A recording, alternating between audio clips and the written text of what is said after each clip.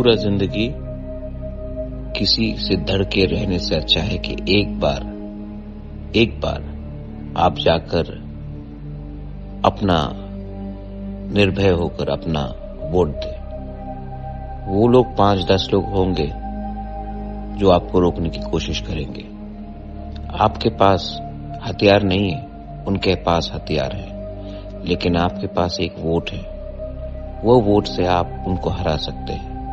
इसी के लिए वो आपको रोकने के लिए हथियार से हर जगह में आपको रोकने की कोशिश करेंगे। 70 साल से यही चल रहा है।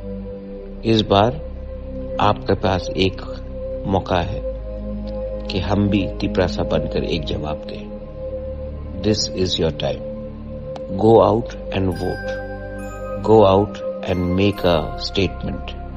एक स्टेटमेंट पूरे त्रिपुरा को देखना चाहिए कि आंचलिक पार्टी भी म्युनिसिपल इलेक्शन में लड़ सकता है। जीते या हारे इसका कोई मतलब नहीं होता, लेकिन हमने फाइट किया और हमने फाइट करके एक स्टेटमेंट पूरे त्रिपुरा को दिया, पूरे नॉर्थ ईस्ट को दिया। ये इम्पोर्टेंट रहता है। और मैं जानता हूं अगर आप लोग बाहर निकले निर्भय होकर और आपने वोट किया तो तिपरा मोथा जीतेगा।